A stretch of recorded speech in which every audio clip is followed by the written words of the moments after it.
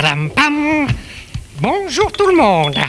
Je suis en pleine forme pour jouer avec vous aujourd'hui. Ouais. Et je suis tout propre. En ce moment, ma tante Adélaïde m'envoie tous les jours un cadeau. Avant-hier, j'ai eu un anchois, un savon parfumé aux anchois des tropiques. Hier, un flacon de bain moussant à la framboise. J'ai hâte de savoir ce que je vais recevoir demain. Oh, Casimir! Qu'est-ce que c'est? C'est inadmissible, je te le permettrai jamais. Mais qu'est-ce qui lui prend à celui-là? Ça fait des années que je supporte tes farces ridicules, mais cette fois, je ne l'accepterai jamais. Monsieur du Snob, je ne vous ai pas fait de farce. Je t'en prie, Casimir, je t'en prie. Mais... Tu ne vas pas nier, tu ne vas pas mentir encore. Mais je vous assure que je ne vous... Et tu ne vas pas jurer par-dessus le marché. C'est laid, Casimir, c'est très laid. Mais laissez-moi parler au moins. Tu dis des mensonges, jamais. Oh, ça alors? Ah, oui, vous voulez peut-être parler du kilo de farine que vous aviez commandé, hein, et que j'ai remplacé par un kilo de plâtre. Tu as fait ça?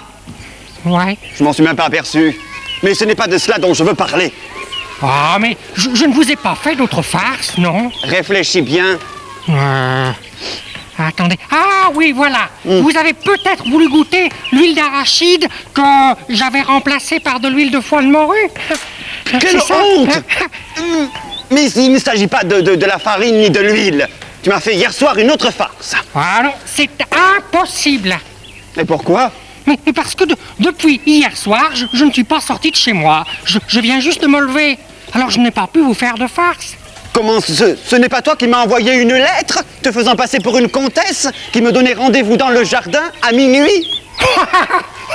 Elle est bien bonne. Et vous y êtes allé? Mais évidemment, une comtesse. Je ne pouvais pas ne pas y aller. Une comtesse. Monsieur du Snob, vous savez parfaitement qu'il n'y a pas de comtesse dans l'île aux enfants. Ah oui, je sais très bien, mais alors? Cela aurait pu se faire. C'était un si beau rêve. Une comtesse dans l'île aux enfants. Mais le rêve est devenu un cauchemar parce qu'il n'y avait personne et j'ai attrapé la grippe. Je vous plains et je suis vraiment furieux. Ah, mon beau Casimir, je reconnais là ton sens de l'amitié. Ta colère contre la personne qui m'a fait cette farce me réchauffe un peu le cœur. Ah non, ce n'est pas contre celui qui vous a fait la farce que je suis furieux. C'est contre moi. Mais je ne comprends pas comment tu peux être en colère contre toi-même. Mais parce que je suis absolument furieux de n'avoir pas eu l'idée de faire cette farce moi-même. Mais qu'est-ce que je vois? Vous êtes enrhumé, monsieur du Snob? N'en parlez pas, mon cher Rémi, j'ai attrapé froid cette nuit dans le jardin. Je suis sincèrement navré. Il n'y a pas de quoi, c'est vraiment très drôle. Quelqu'un lui a envoyé une lettre, signée d'une comtesse, et lui donnant rendez-vous à minuit dans le jardin. C'est une bonne farce, non? Je le croyais, mais c'est une erreur. Ah non, pour que monsieur du Snob soit tombé malade, il faut que ce soit une farce stupide. Et une farce ne doit jamais être dangereuse. Mon cher Émile, vous êtes un homme raisonnable. Oui. Mais pourquoi avez-vous dit « je le croyais » ? Eh ben, Casimir, je l'avoue, c'est moi le coupable. Oui, c'est moi. Je n'aurais jamais cru que la nuit fut aussi fraîche. Monsieur du Snob, est-ce que vous me pardonnez? Mais oui, mon cher Émile, j'ai été moi-même un enfant. Enfin, je suis venu voir une comtesse alors que je sais parfaitement qu'il n'y en a pas dans l'île aux enfants. Je suis sincèrement désolé, monsieur du Snob. Je suis navré. Attendez. Que c'est drôle. Enfin, Casimir, monsieur du Snob est malade.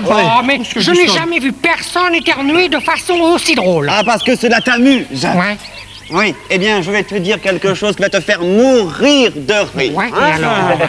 Eh bien, allez-y, parce que j'adore rire. Oui. Alors? Eh bien, la farine que tu as changée contre du plâtre et l'huile que tu as remplacée par de l'huile de foie de morue. C'était des très bonnes farces, oui. Eh bien, ce n'était pas pour moi. C'était pour cette chère Julie qui voulait te faire une surprise. Une surprise? Oui, d'ailleurs, elle ne va pas tarder à te la porter. C'est un magnifique gâteau. Mon cher Émile, l'accompagne chez le docteur. Mais très volontiers, monsieur du Snob. À tout à l'heure, Casimir. Bon appétit. Oui, c'est drôle. Casimir!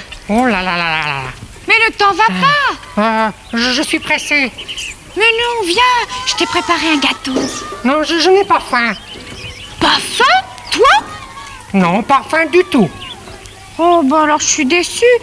Je voulais te faire une surprise. Bon, ben, les enfants, vous voulez manger du gâteau avec moi? Oh non. Venez. Je crois qu'il est très bon. Venez, venez vite. Zut alors. Tiens, tu en Ils veux, vont pas toi? manger ça. Vous allez me dire s'il est bon, hein? Oh, quelle horreur. Tant pis pour toi, Casimir. Hein? Voilà, vous en avez Alors? tous?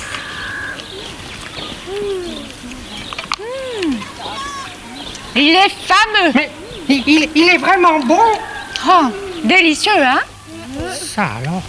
La seule chose que je regrette, c'est d'en avoir fait si peu, mais figure-toi qu'il y a eu une erreur dans la livraison. Au lieu d'huile d'arachide, on m'a apporté de l'huile de foie de morue, et au lieu de farine, du plâtre. Alors, j'ai dû faire avec ce qui me restait à la maison. Enfin, il est très bon, hein? Oh, Casimir.